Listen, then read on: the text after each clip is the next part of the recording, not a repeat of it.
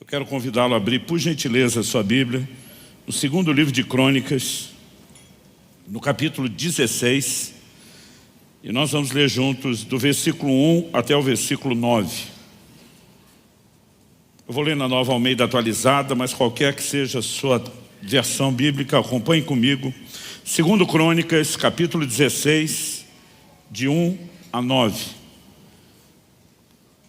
O texto sagrado diz: no 36º ano do reinado de Asa, Baasa, rei de Israel, invadiu Judá e começou a edificar a cidade de Ramá para impedir a entrada e a saída do território de Asa, rei de Judá. Então Asa tirou prata e ouro dos tesouros da casa do Senhor e dos tesouros do palácio real, e enviou servos a Ben-Hadad, rei da Síria, que morava em Damasco, dizendo: que haja uma aliança entre mim e você, como houve entre meu pai e o seu pai. Eis que estou lhe enviando prata e ouro. Vá e anule a sua aliança com Baasa, rei de Israel, para que ele se retire do meu território. Ben-Hadad deu ouvidos ao rei Asa, enviou os capitães dos seus exércitos contra as cidades de Israel. Eles conquistaram Ijon, Dan, Abel-Maim e todas as cidades armazéns de Naftali. Quando Baasa soube disso, deixou de edificar Ramá e não continuou sua obra. Então o rei Asa reuniu todo o povo de Judá e trouxeram de Ramá as pedras e a madeira que Baasa havia usado para edificá-lo. Com elas Asa edificou Geba e Mispa. Naquele tempo, o vidente Anani foi falar com Asa, rei de Judá, e lhe disse: você confiou no rei da Síria e não confiou no Senhor seu Deus. E por isso o exército do rei da Síria escapou das suas mãos. Não é verdade que os etíopes e os líbios formavam um grande exército, com muitos carros de guerra e cavaleiros? Mas, porque você confiou no Senhor, Ele os entregou nas suas mãos. Porque quanto ao Senhor, os seus olhos passam por toda a terra, para dar força àqueles cujo coração é totalmente dele.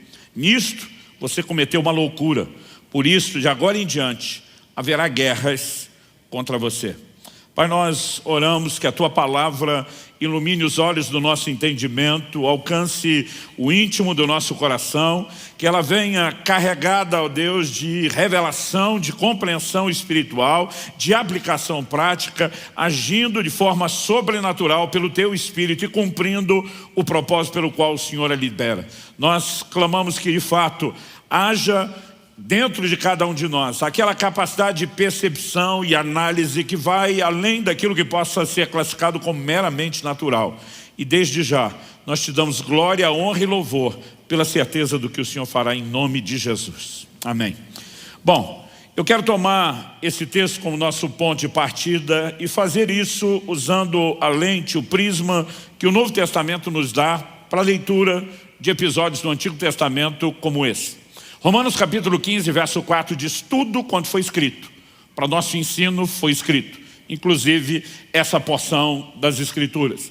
Em 1 Coríntios 10, 11, Paulo falando da história dos israelitas registradas no Antigo Testamento, ele diz que essas coisas foram escritas para nossa advertência, para nosso exemplo. E quando diz para nosso exemplo, não importa se são bons exemplos ou maus exemplos, mas a Bíblia diz para nosso exemplo de quem são chegados os fins dos tempos. Então aqui nós temos mais do que um registro histórico sobre um episódio na vida de um dos reis de Judá. Nós temos mais do que uma menção de um evento cronológico na história de um povo. Nós temos uma lição a ser aprendida. Ou, considerando o quão viva a palavra de Deus é, lições que podem ser extraídas de um mesmo texto, uma vez que a palavra de Deus, ela é o que nós podemos classificar aqui de inesgotável. Mas eu quero chamar a sua atenção para um elemento que eu diria ser o cerne, o centro da mensagem de hoje.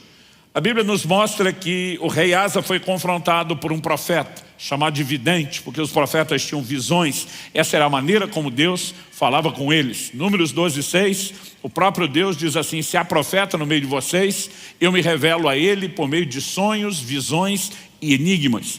Então, esse homem, Anani, vem confrontar o rei Asa, dizendo: olha, lá atrás, quando você confiou no Senhor, você viu uma intervenção, mas agora, por que é que você escolheu confiar no rei da Síria em vez de confiar em Deus? Ele não apenas o questiona pela escolha feita, ele anuncia quais seriam as consequências e uma distinção que eu e você podemos fazer, olhando para a vida do rei Asa, é que É diferente você olhar para alguém que nunca confiou em Deus, e ele nunca teve experiência nenhuma com a fé. A outra é você olhar para alguém que confiou, viu resultados concretos, inquestionáveis, e agora deixa de confiar em Deus. E basicamente essa é a essência da história aqui narrada, e eu e você, de fato, precisamos atentar para isso. O versículo 7 que lemos tem o confronto. Você confiou no rei da Síria e não confiou no Senhor seu Deus. Lá atrás, no verso 8, quando ele menciona o episódio, que depois nós vamos olhar com um pouquinho mais de detalhes, a menção dita é porque você confiou no Senhor. Então, basicamente o questionamento era, você já confiou, você já viu os resultados disso, por que é que deixou de confiar? O tema da minha mensagem hoje é não perca a confiança. E se não for pedir muito de você, eu gostaria que você falasse isso para 1 ou 2 vizinhos aí ao lado, de preferência 2, para não parecer que você está fazendo acepção de pessoas. Fala para ele, não perca a confiança. Mesmo se você não conhece, sorri, faz cara de paisagem, fala aí para o outro, não perca a confiança. Para que a gente possa entender um pouco melhor essa mensagem bíblica, eu quero começar, em primeiro lugar, construindo o pano de fundo, o que eu vou chamar aqui de o histórico de Asa. Nos dias de Roboão, que era filho de Salomão, portanto neto de Davi, nós temos o início de uma nova fase na narrativa da história dos descendentes de Israel, que é o período chamado ou classificado como reino dividido. Apenas 2 tribos ficam debaixo do governo da linhagem de Davi, que é a tribo de Judá, a qual o próprio Davi pertencia, e Benjamim, os seus vizinhos mais próximos. As outras 10 tribos, das 12 que compunham a nação de Israel, elas se dividem, elas se unem e elas formam um novo reino. Passa a ser chamado de o reino de Israel, né? Reino de Judá e reino de Israel. O que antes era só Israel, agora se subdivide em 2, né? Muitas vezes a maneira de se referir ao reino de Israel, aquele que tinha o maior volume de tribos, era o reino do norte. E a forma de se referir a Judá, o reino do sul. Se a partir desse momento na narrativa bíblica você não atentar para isso, muitas vezes você pode confundir o que está acontecendo. Aqui nós temos um momento específico, onde a nação de Israel, das 10 tribos, está em guerra com a nação de Judá, as outras 2 tribos. O que antes era um só povo, agora um reino dividido, eles estão em guerra. Isso acontece durante o governo, durante o reinado de Asa, que toma uma decisão. Eu preciso resolver o meu problema. E na perspectiva humana, nós podemos dizer que ele foi de um poder de gestão incrível, de uma sabedoria fantástica, porque ele simplesmente levanta todo o fundo, usando os recursos não só do palácio, mas os tesouros que estavam na casa de Deus, normalmente tesouros que reis anteriores haviam conquistado em batalhas e haviam dedicado e consagrado ao Senhor. E ele manda tudo isso como uma oferta, como um pagamento a Ben-Hadad, rei da Síria, dizendo, rompa a sua aliança com o rei de Israel, alie-se a mim e una-se a mim contra ele. E a Bíblia diz que foi isso que aconteceu. O rei de Israel, de repente, precisa avaliar as coisas e diz, uma coisa é guerrear com o povo, outra é abrir 2 frentes de batalha ao mesmo tempo, alguém que está ao sul e outro inimigo que está ao norte de mim, e ele simplesmente desiste da empreitada. Apesar do prejuízo financeiro que o rei de Judá, o rei Asa tem, a Bíblia diz que de alguma forma ele consegue pegar todo o material que o rei de Israel estava usando para sitiar suas cidades, edificar, existe uma espécie de compensação, e de repente o que eu e você podemos olhar e dizer, houve paz, deixou-se de ter guerra e aparentemente o problema está resolvido. No entanto, quando o profeta Anani chega, ele simplesmente anuncia não apenas a falta de confiança de Asa, mas ele diz, desde agora em diante haverá guerras contra você. E para que você entenda essa declaração, não dá para deixar de considerar tudo o que acontece na vida do rei Asa. Ele assume o seu trono, né, o reinado, o governo, e a Bíblia nos mostra, daqui a pouco a gente pode olhar para isso com um pouquinho mais de detalhes, que ele fica praticamente uma década em paz, sem ter nenhum problema. Então, de uma hora para outra surge uma grande ameaça, e essa ameaça que é mencionada no versículo 8 de 2 Crônicas 16, ela está bem descrita em 2 Crônicas capítulo 14, dos versículos 9 até o 13. Se você puder, acompanhe comigo. 2 Crônicas 14, de 9 a 13. A Bíblia faz menção dessa batalha contra os etíopes, no verso 8 do capítulo 16, mas aqui nós temos os detalhes. Zerá o etíope saiu contra eles com um exército de 1 milhão de homens e 300 carros de guerra, e chegou até Maresa. Então Asa saiu contra ele, e eles se prepararam para a batalha no vale de Zefatá, perto de Maresa. Asa clamou ao Senhor, seu Deus, e disse: Senhor, além de ti não há quem possa socorrer numa batalha entre o poderoso e o fraco. Ajuda-nos, Senhor nosso Deus, porque em ti confiamos e no teu nome viemos contra essa multidão. Senhor, tu és o nosso Deus, que não prevaleça contra ti o homem. Então o texto diz: o Senhor derrotou os etíopes diante de Asa e diante de Judá, e eles fugiram. Asa e o povo que estava com ele os perseguiram até Gerá, e os etíopes foram mortos sem restar nenhum sequer, porque foram destroçados diante do Senhor e diante do seu exército, e eles levaram dali muitos despojos. Bom, a ênfase, como vimos, dada lá no capítulo 16, é de que Asa confiou no Senhor. E aqui no verso 11, nós temos a declaração, no verso 11 do capítulo 14, dele declarando: ajuda-nos, Senhor nosso Deus, porque em ti confiamos.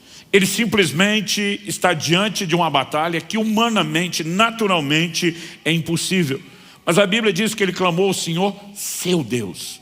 Não é apenas o Deus da nação, era o Deus pessoal de Asa, aquele com o qual ele tinha um relacionamento pessoal. E ele declara: não há ninguém que possa interferir numa batalha entre o poderoso, e ele está classificando os etíopes com esse adjetivo, o exército poderoso, e o fraco. E aqui a classificação para o seu próprio exército é a do fraco. Mas ele diz: ajuda no Senhor, porque nós confiamos em ti. Eu acho interessante que ele também termina dizendo: porque em ti confiamos e no teu nome viemos contra essa multidão. Em outras palavras, nós não estamos vindo batalhar na força do braço, da carne, nós não estamos olhando para nenhuma possibilidade humana, terrena ou natural, nós estamos usando o seu nome e a confiança no Senhor. Isso me lembra Davi quando vai ao encontro de Golias. Enquanto os homens de batalha, experientes do exército de Israel, nenhum deles tinha coragem de enfrentar Golias, nem Saul, rei, que era o maior, falando em termos de estatura, ainda que menor que Golias, aquele que talvez humanamente tivesse uma possibilidade de se sair melhor naquele tipo de combate corporal. Enquanto ninguém queria, Davi simplesmente surge e diz: eu vou enfrentar. A turma olha para ele e diz: você não tem experiência de guerra. Tentaram oferecer uma armadura e diz: esse negócio não funciona, eu não estou habituado. Mas Davi diz: assim como Deus já me livrou do urso e do leão, ele vai me livrar do gigante. Interessante quando ele fala que Deus o livrou do urso e do leão, ele não está dizendo que ele fugiu do urso e do leão, e que precisou, como livramento divino, achar um lugar escondido, apertado, onde as feras não entrassem. Ele vai descrever uma história onde ele partiu para cima do urso e do leão. Ele vai descrever como, na condição de pastor, ele foi arrancar a ovelha da boca dos predadores, e ele menciona, num desses casos, agarrando o bicho pela barba para matá-lo. Ele parte para cima e ele diz: quer saber, não vai ser diferente com Golias. Não só Deus vai me entregar, mas eu vou para cima. E ele vai enfrentar o homem. E quando o Golias está vindo na sua direção, ele diz: você vem contra mim com espada, com lança, com escudo. Mas Davi diz: eu vou contra você em nome do Senhor dos exércitos, Jeová de Sabaote, o Senhor da guerra. Davi não diz: eu vou contra você com uma funda, ainda que ele tivesse em posse de uma. Ele diz: eu vou contra você em nome do Senhor dos exércitos. E sabe, eu e você precisamos entender isso. Aliás, eu não gosto quando a turma conta a história de Davi e diz: derrubou o gigante com estilingue. Eu digo: gente, chamar aquele negócio de estilingue é desmerecer. A funda também era usada na guerra, né? A capacidade que aquilo tinha de dar pressão, velocidade e até precisão no lançamento da pedra era algo impressionante. Mas Davi está dizendo: a força do golpe, a precisão do golpe não será habilidade que eu desenvolvi, ela será uma intervenção divina. E esse tipo de linguagem revela o que é fé e confiança. E a Bíblia nos mostra que Asa está tratando Deus como seu Deus, está declarando confiança, e o relato bíblico é de que o Senhor derrotou os etíopes diante de Asa e diante de Judá. A Bíblia volta a dizer: eles foram destroçados diante do Senhor e diante do seu exército. Ou seja, o exército de Asa é apenas a ferramenta, é apenas um instrumento. Deus fez algo. E o impacto dessa intervenção divina foi tão grande que a Bíblia nos mostra que durante 25 anos haveria novamente um período de paz. É muito importante que a gente consiga observar isso, porque lá na frente, quando o profeta Anani vem, ele diz para ele: você confiou em Deus e viu intervenção. E ele fala de um princípio, ele fala de uma lei que nós podemos chamar do efeito de causa e consequência. E diz: porque quanto ao Senhor, seus olhos passam por toda a terra. Verso 9 de 2 Crônicas 16, o nosso texto. Quanto ao Senhor, os seus olhos passam por toda a terra para mostrar-se forte para com aqueles cujo coração é totalmente dele. O que significa os olhos do Senhor passam por toda a terra? É uma linguagem figurada, alegórica, para dizer Deus está procurando pessoas cujo coração seja totalmente dele. Traduzindo, gente que se entregue totalmente, que confie plenamente. Ele está dizendo, para com esses Deus vai se mostrar forte. Ou seja, não vai mostrar a sua força, o seu poder para todo mundo. E eu posso te garantir, isso é um princípio espiritual. E ainda hoje, a gente pode dizer que os olhos do Senhor estão sobre esse auditório, procurando onde estão aqueles cujo coração será totalmente meu. Porque é para com esses que Deus mostra a sua força. Então nós temos declarações nesse texto inicial que lemos, de causa e consequência. Por exemplo, quando no verso 7 se fala de ter confiado no rei da Síria e não no Senhor, a mensagem de Anani é: por isso o rei da Síria, ou, leia-se, o exército do rei da Síria escapou das suas mãos. O que é que Deus está dizendo? Ele está dizendo que você arrumou um novo aliado para se livrar de um inimigo. Mas preste atenção, seu novo aliado futuramente será o seu inimigo. E o livramento que você teria o crédito de receber, tanto de um como de outro, se confiasse em mim, acabou de ir embora. Porque você escolheu fazer as coisas da sua forma, resolver você mesmo os seus problemas, e você perdeu completamente o crédito de um livramento que eu teria disponibilizado a você. No entanto, o confronto diz, lá atrás, porque você confiou no Senhor, Ele entregou os etíopes e os líbios nas suas mãos. Então, de novo, porque confiou, Deus deu o livramento. Porque não confiou, agora não terá o livramento. Nós vamos perceber que ao longo de toda a Escritura há uma ênfase na responsabilidade humana. Há uma ênfase na interação necessária entre o homem e Deus para que ele viva as ações e as intervenções do Senhor. E quando falamos de confiança, há sempre, ao introduzir o assunto da fé, da crença em Deus, da confiança, não importa o sinônimo que a gente use para classificar o assunto confiança que nós estamos falando, há sempre dois aspectos que precisam ser levados em questão. Um deles diz respeito àquilo que é eterno. A consumação plena da nossa salvação com resultados eternos. Então, em 1 de Pedro, no capítulo 1, no verso 9, a Bíblia diz, a fim de que alcanceis, para que alcanceis o fim. Algumas traduções dizem o objetivo final da vossa fé, a salvação das vossas almas. Eu e você cremos, em essência, para a nossa plena e eterna salvação. Você pode dizer amém? Agora, isso não significa que a mesma fé que nos levará a resultados eternos, ao benefício dessa plena salvação, que ela não produza manifestações e intervenções de Deus aqui e agora, diante de necessidades que temos também nessa vida terrena. Quando você olha para as Escrituras, não dá para negar esse outro aspecto da fé. Então, em 1 de João, no capítulo 5, o apóstolo, ele declara que todo aquele que é nascido de Deus, isso deve incluir a mim e a você, todo aquele que é nascido de Deus vence o mundo. Ele diz, e essa é a vitória que vence o mundo, a nossa fé.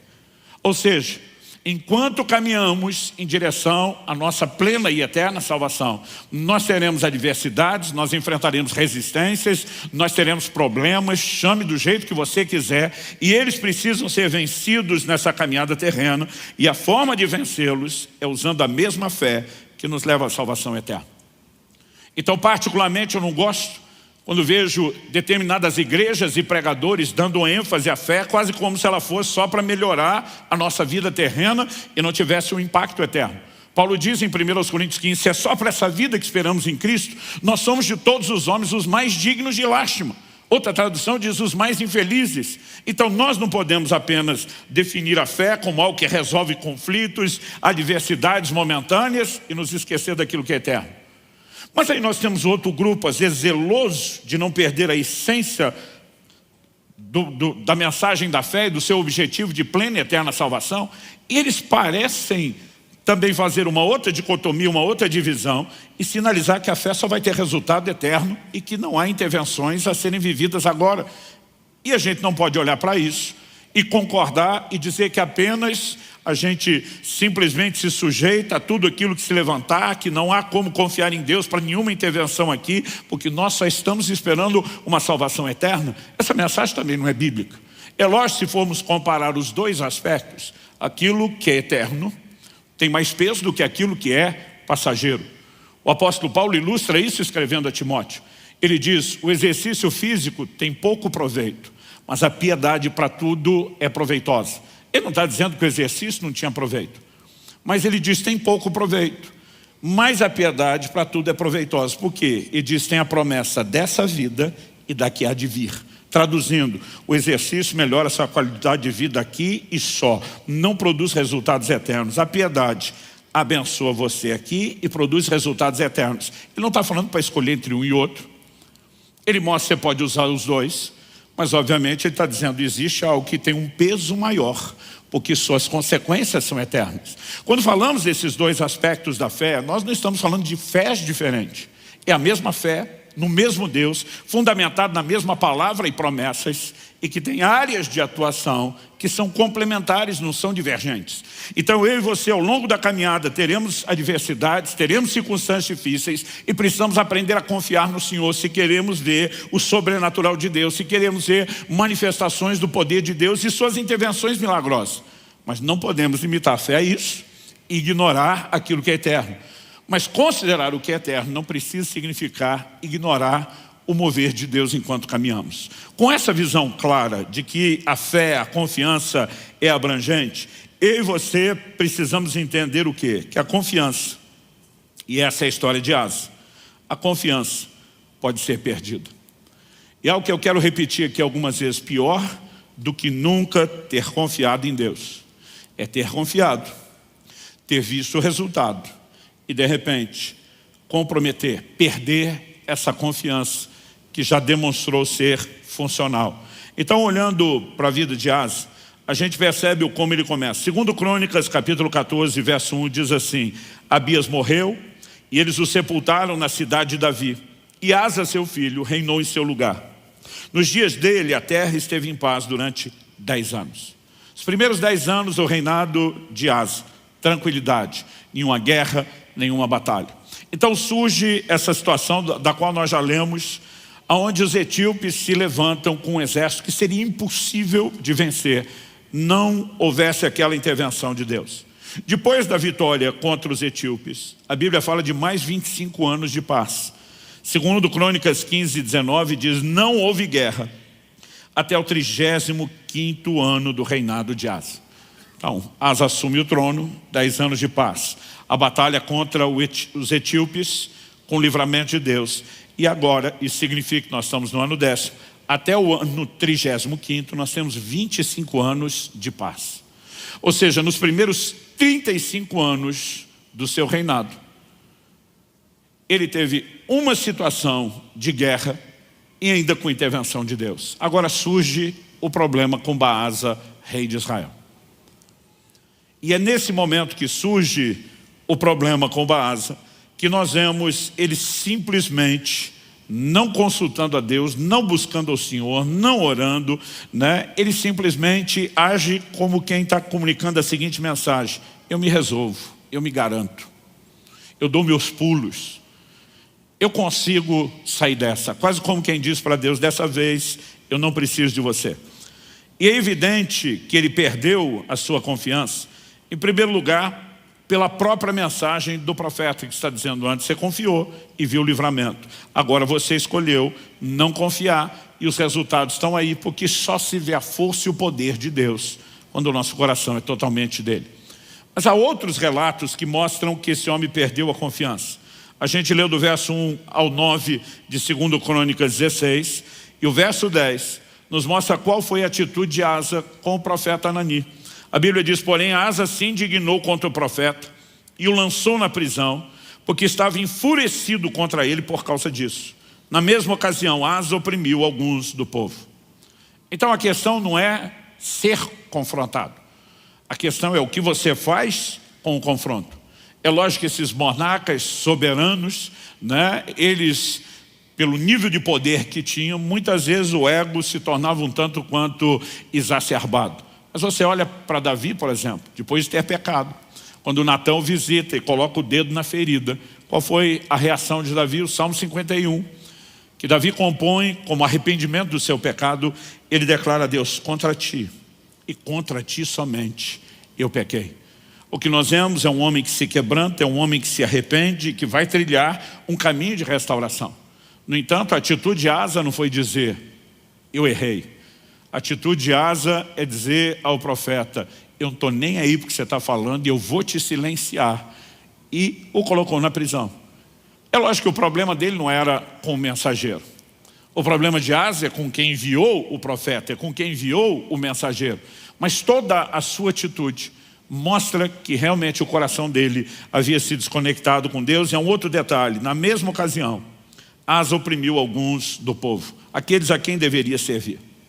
Alguns versículos à frente, 2 Crônicas 16, verso 12 e 13, mostram que até mesmo por ocasião da morte, poucos anos depois, essa foi a atitude dele. A Bíblia diz: no 39º ano do seu reinado, Asa contraiu uma doença nos pés, e essa doença era muito grave.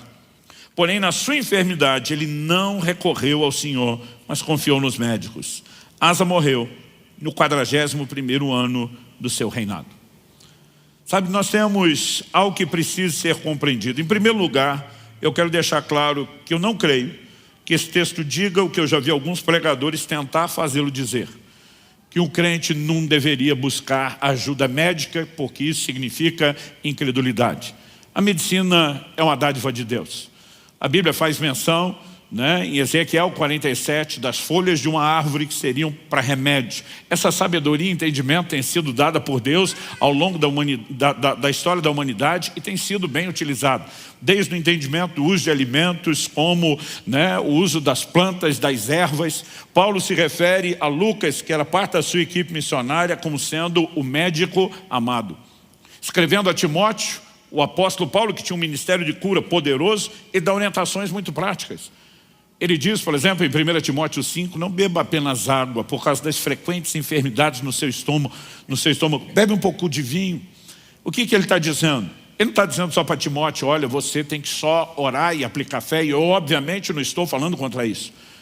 Estou apenas deixando claro que a Bíblia não espiritualiza tudo. E há questões naturais com as quais eu e você teremos que lidar. Por exemplo, o Salmo 127 diz: se o Senhor não guardar a cidade, em vão vigia a sentinela. Deus não está dizendo que não pode ter sentinela.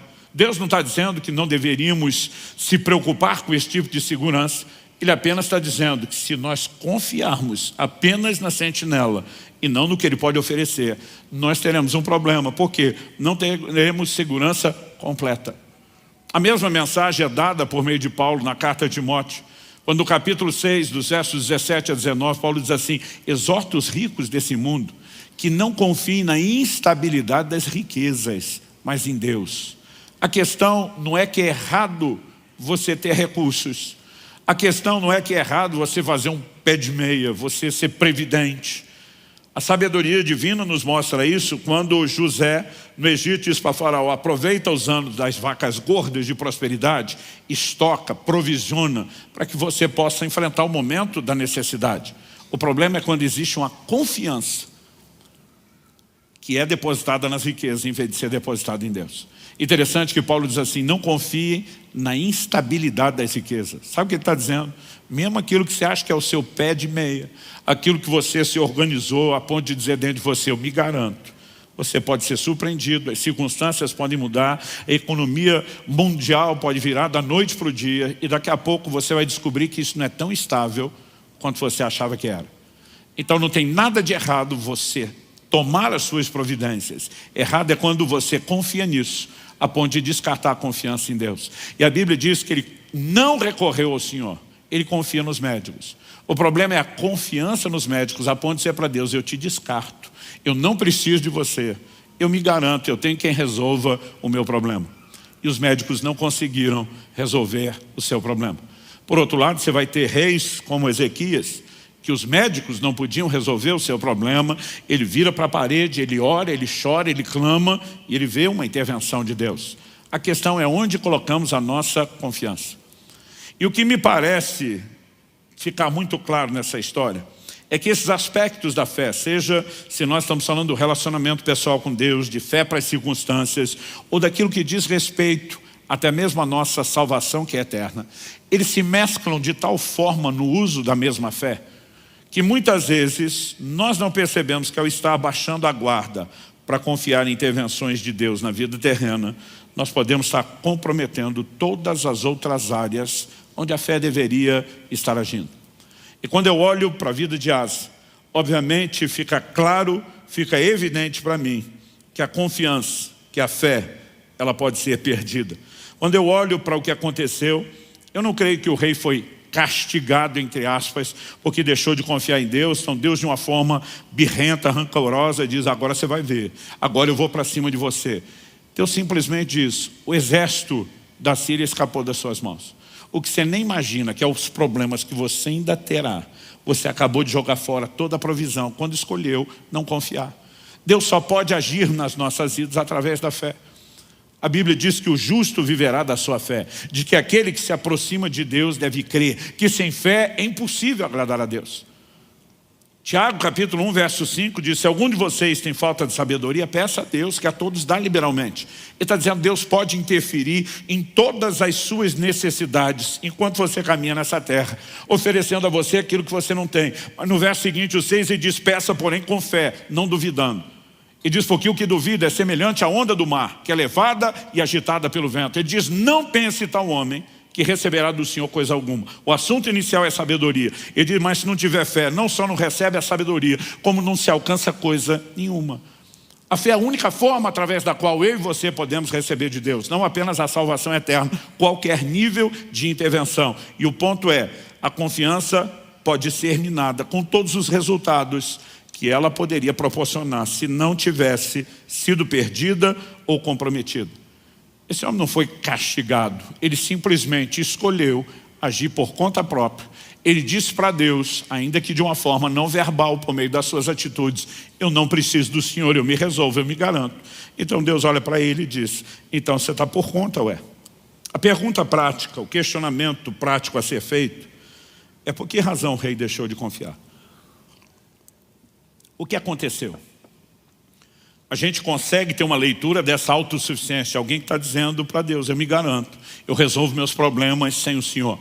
Mas como alguém que lá atrás está dizendo: nós não podemos sem o Senhor, está clamando, está crendo, está vendo aquilo que Deus pode fazer, chega a esse ponto? Obviamente nós não estamos falando de alguém que dormiu crendo e acordou descrendo. Nós temos um tempo de pelo menos 25 anos.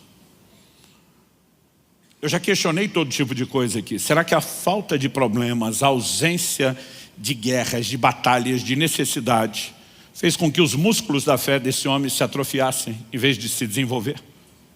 Tiago capítulo 1 verso 2 diz: meus irmãos, tende por motivo de grande alegria, não só alegria, grande alegria, o passardes por várias provações, não só provações, mas várias. Quando você considera esses detalhes, a mensagem chega a ser quase assustadora, porque ter alegria na provação já não é fácil. Agora a Bíblia manda ter muita alegria em várias provações. Mas quando você olha o texto bíblico, você percebe a justificativa para que eu e você nos alegremos. Porque normalmente a nossa inclinação é olhar somente para o problema em si que nós estamos enfrentando como algo desconfortável. Mas o verso seguinte, o 3, diz: sabendo que a aprovação da fé que vocês têm produz perseverança. Ora, a perseverança deve ter ação completa, para que vocês sejam perfeitos e íntegros, sem que lhes falte nada. Ele está dizendo: enquanto você está pensando em evitar o desconforto de adversidades, você não percebe que poderia estar comprometendo o seu crescimento. Mas há muitas coisas que precisam ser consideradas. O ponto, enquanto nós vamos considerando algumas dessas coisas a ser avaliado, é que não só, como eu disse em segundo lugar, depois de avaliar o histórico de Asa, a confiança pode ser perdida, mas é o contraponto de que a confiança precisa ser preservada. Então ela pode ser perdida no sentido hipotético, potencial, probabilidade, mas ela deve ser preservada no sentido de um claro policiamento, e essa é uma advertência que a palavra de Deus faz para mim e para você. Hebreus capítulo 10, verso 35 diz: portanto, não percam a confiança de vocês, porque ela tem grande recompensa. Sabe que você poderia repetir esse versículo comigo? Mas antes de pedir para você repetir, já vou pedir, aumenta um pouquinho o volume, antes de você falar, para eu não ter que pedir 2 vezes. Vamos falar isso com vontade, tá bom? Diga comigo, não percam a confiança de vocês, porque ela tem grande recompensa.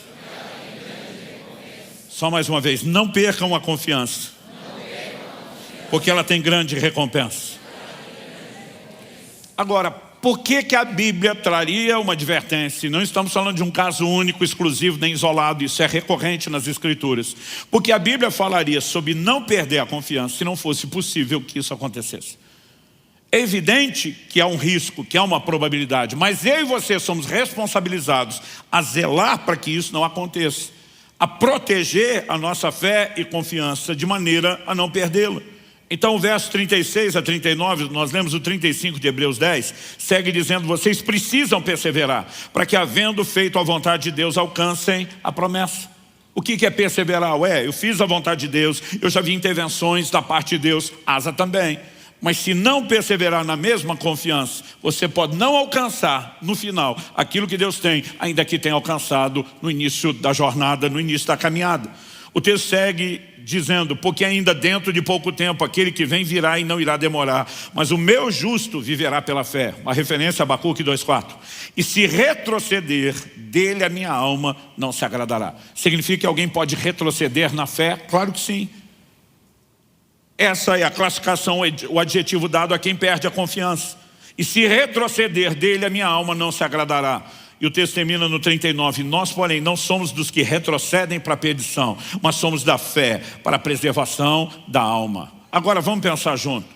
Será que é possível que aquela mesma fé aplicada no mesmo Deus seja para circunstâncias terrenas ou para o resultado eterno, mas é a mesma fé, aspectos diferentes? Será que é possível que ela seja comprometida num aspecto sem que seja no outro?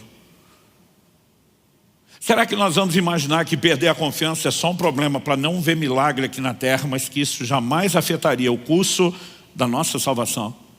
Eu não posso aceitar isso. Porque o texto fala daqueles que retrocedem, e eles não retrocedem apenas na quantidade de intervenções divinas aqui na terra. A Bíblia diz que estão retrocedendo para a perdição. Mas quando você preserva a confiança para ela não ser perdida, isso garante o quê? A preservação da sua alma. Então é evidente que quando falamos de guardar fé e confiança, não é só para questões terrenas, é a mesma fé que deve nos levar para resultados eternos. E aí realmente me incomoda e me aborrece profundamente quando eu vejo pregadores, escolas teológicas, eu não estou colocando em xeque se são ou não são homem de Deus, se são ou não são abençoados, se são ou não ministérios úteis e importantes. Mas quando eu percebo que nessa área eles insistem em dizer não existe o menor risco de que alguém perca a salvação, e oferecem um falso senso de segurança. Porque a Bíblia diz que a salvação é pela fé. Efésios capítulo 2, verso 8. Pela graça sois salvos mediante a fé. Agora a Bíblia diz que a fé pode ser perdida. Se a fé que me conduz à salvação, que ainda não está completa, a Bíblia diz: desenvolvei a vossa salvação, para que alcanceis o objetivo final da fé, a salvação da vossa alma. Se ela não está completa e eu perco a fé que me leva a esse resultado, como é que o resultado está garantido sem a fé que me leva para lá? O apóstolo Paulo diz em 1 Timóteo capítulo 1, verso 19, que alguns vieram a naufragar na fé. Já usei esse exemplo aqui várias vezes e vou seguir insistindo na mesma metodologia de Paulo, quando escreve aos Filipenses e diz: eu não me canso de repetir as mesmas coisas. O que é a ideia do naufrágio? Alguém entra numa embarcação, num navio atracado num porto para fazer uma jornada. Qual o propósito da jornada, da viagem? Levá-lo a um lugar, a um destino. Então lá o navio vai aportar e quando estiver atracado em segurança, aqueles que embarcaram descem no destino final. A Bíblia compara a nossa jornada rumo ao alvo. Aquilo que Paulo diz em Filipenses, né? Eu prossigo para o alvo. O que é o alvo? O prêmio da soberana vocação de Deus em Cristo Jesus. Compare isso com a jornada da fé. Mas o que era o naufrágio? Quando alguém nessa jornada, o navio ou a embarcação, naufragava, isso significava não apenas que a jornada não era completada, mas que as pessoas se perdiam no processo. Quando aplicamos isso à caminhada de fé, que conclusão chegamos? Paulo está dizendo de uma jornada interrompida de gente que se perdeu no processo, e a gente simplesmente nega isso de forma deliberada. O apóstolo Paulo, ele encerra a sua carreira dizendo: eu combati o bom combate, 2 Timóteo 4,7. Combati o bom combate, encerrei a carreira, guardei a fé. Se a fé não pudesse ser perdida, não haveria motivo para ele levantar e orgulhosamente não no sentido mal, dizer: eu guardei, minha confiança nunca se perdeu. Aliás, não haveria nem necessidade de guardar, se a fé não se perde. Então eu e você temos responsabilidade em guardar a fé. E no exercício dessa responsabilidade, a pergunta a ser feita é: como se perde a confiança no meio do processo? E questionar isso não é porque a gente queira perder, é porque conhecendo o processo é mais fácil evitá-lo. Como eu disse no caso de Asa, não foi da noite para o dia. E acredite, com a maioria de nós não é assim. Eu vi anos atrás uma frase que fez muito sentido. Alguém disse assim: o homem de Deus não cai, ele vai caindo. É sempre um processo, é sempre gradual. E nós precisamos entender que há algumas coisas que podem evitar esse processo. Entender que ele pode acontecer, decidir vigiar, entender a nossa responsabilidade em nos resguardar, é parte do processo. Mas há coisas que eu e você não podemos ignorar no ensino bíblico. E uma delas é conservar o senso de dependência de Deus continuamente. Para que a gente não chegue ao ponto de Asa, de olhar para Deus e dizer: eu te descarto, eu me garanto, eu sou autossuficiente. É possível que alguém chegue a esse ponto? Claro que é. E as advertências bíblicas mostram isso. Em Deuteronômio 8, quando Deus está falando a respeito do momento em que eles entrariam na terra prometida, o Senhor diz assim: mas depois que vocês tiverem comido, depois tiverem fartos, depois tiverem construído casas, depois tiverem prosperado, não se esqueçam do Senhor seu Deus. Quando ele fala de esquecer, ele não está falando de uma amnésia absoluta, que alguém acorda e diz: quem é Deus? Não lembro desse ser e dessa criatura. Não é isso. Assim como quando o Senhor Jesus instituiu a ceia, que nós vamos celebrar daqui a pouco, ele diz: façam isso em memória de mim. O que é em memória? Recordação, ato e lembrança. O Senhor Jesus também não estava acreditando ou insinuando que eu e você acordaríamos uma manhã e a gente não lembraria mais quem é Ele nem o que Ele fez. Ele não está falando de perder a consciência, mas Ele está falando de quando a consciência perde a sua força. Então, é necessário mantê-la viva, é necessário mantê-la acesa. Como fazemos isso? O texto de Deuteronômio 8 que eu citei, diz assim nos versos 17 e 18: portanto não pensem, a minha força e o poder do meu braço me conseguiram essas riquezas. Pelo contrário, lembrem-se do Senhor seu Deus, porque é Ele quem lhes dá força para conseguir riquezas, para confirmar sua aliança, que sob juramento prometeu aos pais de vocês, como hoje se vê. Deus está dizendo: quando os resultados chegarem, quando vocês tiverem crescido, quando tiverem prosperado, não se achem. Não olhe para vocês dizendo: meu braço me garantiu. Lembrem que foi o Senhor. Quando a Bíblia diz: em tudo dai graças, é um chamado para que o tempo todo a gente reconheça o que Ele tem feito por nós. Em João 15,5, Jesus disse: sem mim nada podeis fazer. Paulo em 1 Coríntios 15:10 faz uma afirmação ousada. Alguns classificariam de abusada. Ele diz: eu trabalhei mais do que todos os apóstolos. Depois de fazer isso, ele diz: não eu, mas a graça de Deus comigo. O que ele está dizendo? Posso ter tido resultado, mas não vou cair no engano de achar que eu sou o cara. Os recursos vieram dele, a força veio dele, o poder de realização era dele, e a Bíblia nos mostra com clareza, Paulo sinaliza isso em 1 Coríntios 1, para que no final das contas ninguém se glorie diante do Senhor. Nenhum de nós no final vai poder, no dia da prestação de contas, dizer para Deus: pois é, até o Senhor sabe que eu sou o cara, porque isso não é verdade. E Deus está dizendo: lembre disso. Então eu e você precisamos cultivar uma mentalidade de dependência, porque o processo, que é gradual, ele pode acontecer de uma forma tão lenta, tão paulatina, que eu e você nem nos damos conta. Me permita dar um exemplo de algo que Deus me corrigiu há muitos anos atrás. Em dezembro desse ano, estou completando 30 anos de ministério pastoral. Comecei a pregar a palavra de Deus há alguns anos, então antes disso, são mais de 3 décadas servindo a Deus. Eu me lembro de anos atrás, um dia que o Senhor me confrontou a respeito de uma mudança no meu comportamento. Ele me perguntou: por que é que você não ora mais como orava no início? Desde jovem, solteiro, eu separava horas do meu dia, mesmo numa agenda apertada de trabalho, de estudo, para estar com Deus dia a dia. Raramente iria ministrar em qualquer lugar sem ter investido um bom tempo de oração, de jejum, buscando a Deus. Mas agora o Senhor me cobra e diz, por que você não ora como orava antes? Eu falei, Deus, eu era solteiro, não tinha mulher, não tinha filhos, não tinha igreja para pastorear, quase como quem diz, o Senhor mesmo me encheu de tanta atividade que agora não sobra tempo para orar como eu orava antes. Isso não significa que eu não orava. Mas eu não orava como orava antes. Não era o mesmo ritmo, não era a mesma intensidade, não era, o mesmo tempo despendido diante do Senhor. E quando eu estou dizendo aquilo, e realmente acreditava naquilo, porque ninguém acha que consegue enganar o Deus que sabe todas as coisas. Quando eu respondi isso, o Senhor me falou, não, essa é a desculpa na qual você resolveu acreditar. E dessa forma não enxergar o que está acontecendo. Ele me disse, a razão pela qual você orava muito mais no início era por um senso de incapacidade, o que gerava em você um senso de dependência.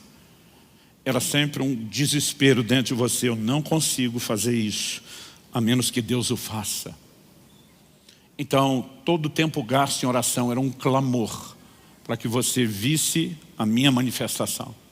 Mas o Senhor diz, à medida que o tempo foi passando, você começou a sentir que era bom naquilo que fazia. Que agora você tinha pegado o jeito, que agora você tinha o traquejo da coisa. E sem que você percebesse, você passou a me colocar de fora. E o ponto é que Deus não apenas falou, Ele abriu meus olhos. Eu enxerguei aquilo com tanta clareza.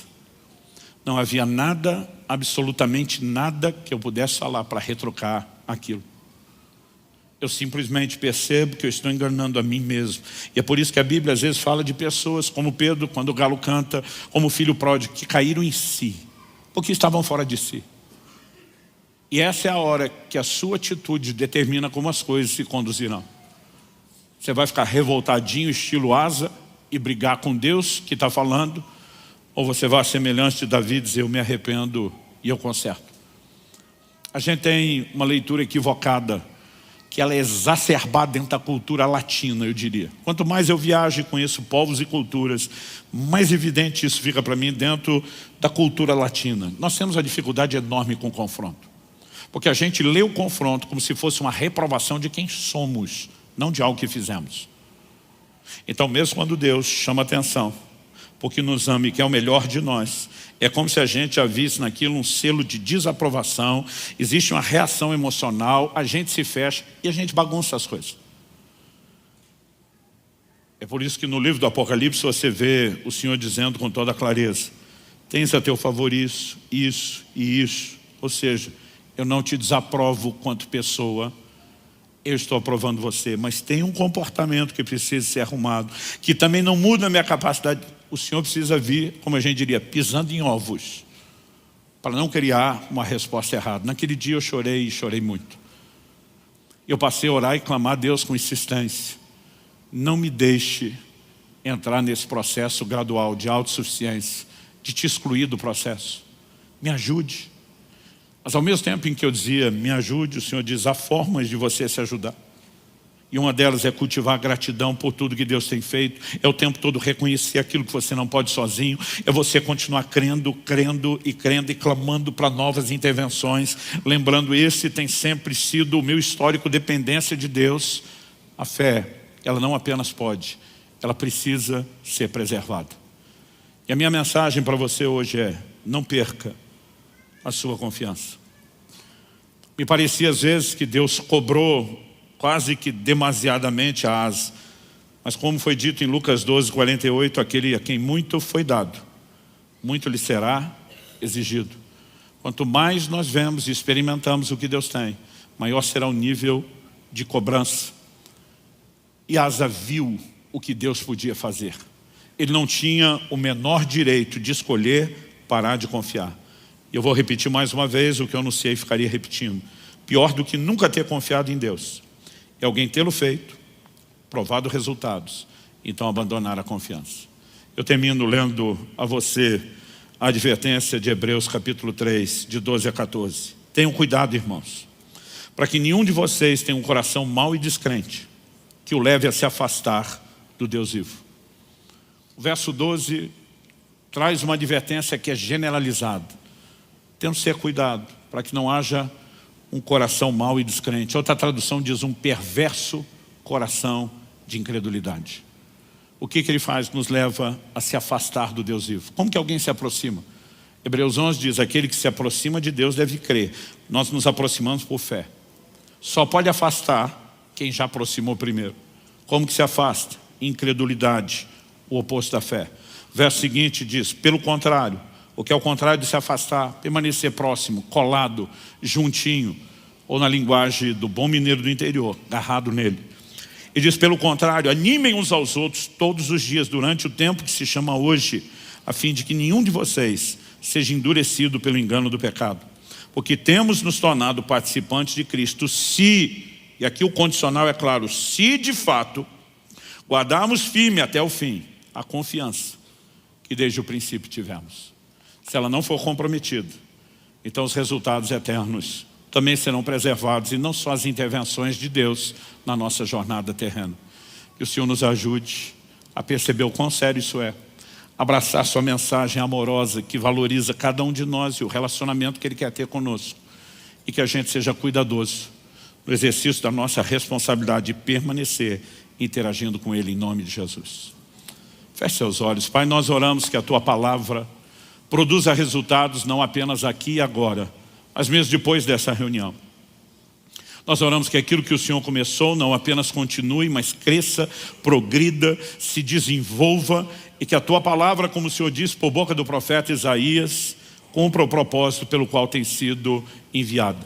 Agradecemos a expressão do Seu amor, Sua advertência, Sua instrução, a orientação, a exortação para preservarmos a fé e a confiança. E queremos Te dar a devida resposta, clamando graça e favor sobre cada um, para que a resposta seja não apenas aquilo que diremos, aquilo que sentiremos ou pensaremos apenas nesse momento de culto e de ceia, mas o que faremos com isso logo depois. Nós oramos em nome de Jesus. Amém.